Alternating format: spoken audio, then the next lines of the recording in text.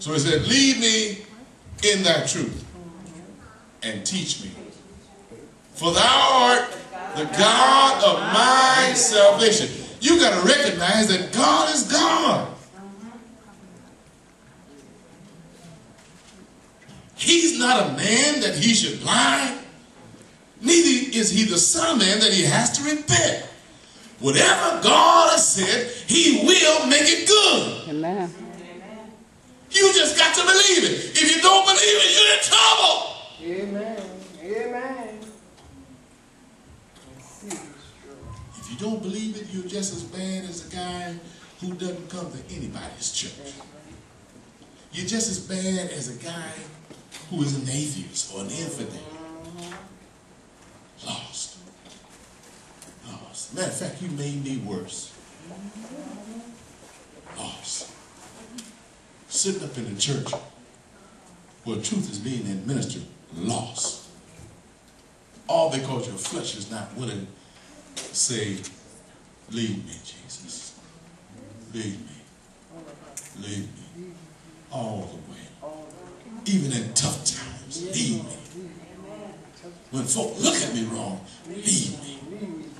When they talk about me and say all manner of evil against me, lead me. Amen.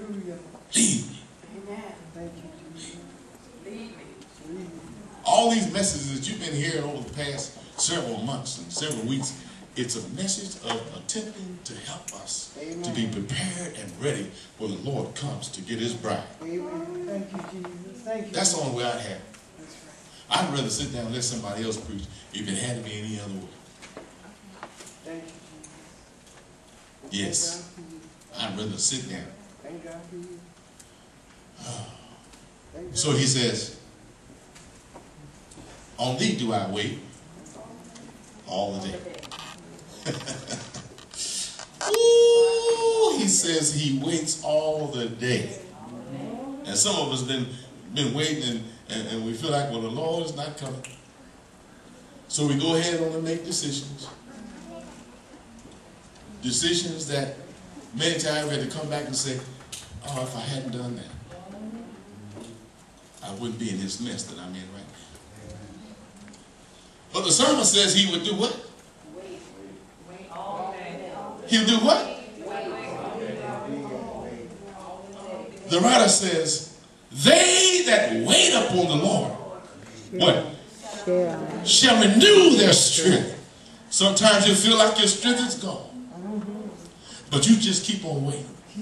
But while you're waiting, start praising Jesus. Begin to worship him and talk to him and pray and cry out to him and shout or rejoice. Dance. Do whatever you got to do to make yourself feel good. And after a while, when he does come, oh glory. You talking about a shout. You talking about a good time. You talking about a praise. You talking about being blessed. This God will I serve. He'll open the windows of heaven for you and open doors that have been closed in your faces. Oh yeah, he'll make ways when it don't seem to be done. When you wait, Hallelujah. Thank you, Jesus. you gotta wait on it. Don't get in such a hurry. Thank you, Jesus.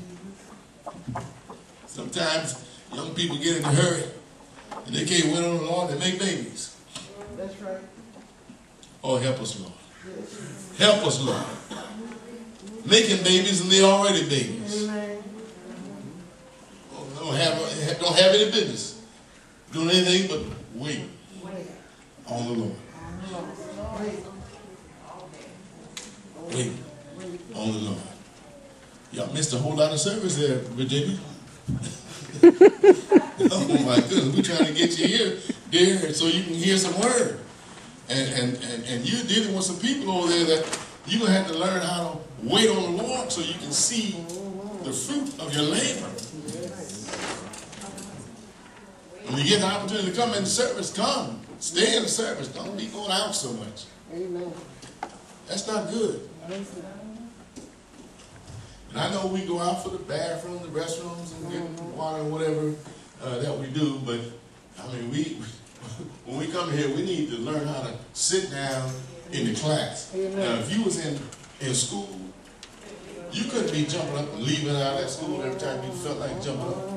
I look at some of y'all leaving, getting up, going out. I understand you got little children.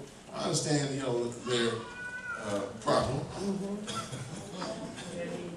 But I'm going to tell you right now, if you're going to a regular school, there's no way you're going to be going in and out of that classroom like that. Y'all don't have to say nothing. They're going to label you that something's wrong with you and put you in a special class. Sure will. That's so true. Some of you are special anyway. Amen. Amen.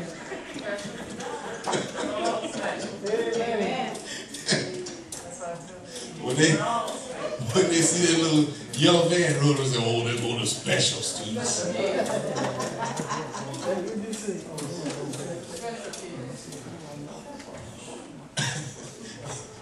You got to say nothing. Look at your neighbor. Tell your neighbor they didn't wait. They didn't wait On the Lord. On the Lord. Shall renew their strength. And what's going to happen?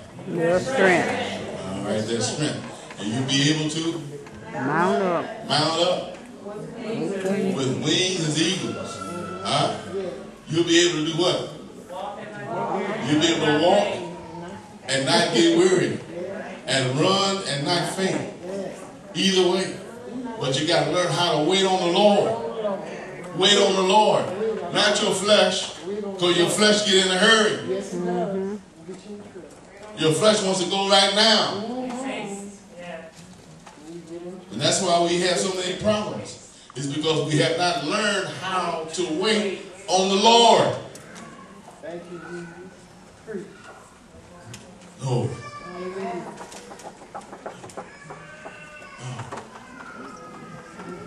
Now wait on it. You all heard me say this. I was given, I think, the privilege to pastor a church. You heard me say this? Who hasn't heard me say it? Talk about it. I was given the privilege to pastor a church that had 300 or more members. And at that time, we had somewhere between 80 and 100. And I said, no. And the pastor looked at me just like y'all look at me right now. They want to know why. Why wouldn't I take a church that had 300 members? There's more people. Because usually that's what people are looking for. People. More money. Right? And I said, no. So he wanted to know why. Tell me why. I said, because if I took that church that has that many members, between the members that we had at that time, if it was somewhere between 80 and 100, between that and 300 people, I was going to miss something. Yes, you would. That I would get from the sacrifice, the suffering, or the growth, reaching maturity. I would miss something. And I didn't want to miss whatever the Lord has for me. Are you listening? And if it's the church that I'm thinking about, the church was already established. They had a nice building, good money coming in. And I said, no. Can I tell y'all something? I have no regrets either. Amen. I have no regrets. Amen. Ministering to the few. You know why I don't have any regrets? Because the Lord has been giving me things. It's not to say he couldn't give me things there. Could have. Maybe he would have. But I didn't feel like I was ready for that. I wanted to minister where the Lord had placed me. Are y'all listening? Amen. See, sometimes folk get out of place. They get out of position. And God didn't tell them to do that. They got out because that's what the flesh wanted. And I said, no. Oh, we stayed friends. Here and now, we stayed friends until the Lord took him home. And I I still have no regrets. Amen.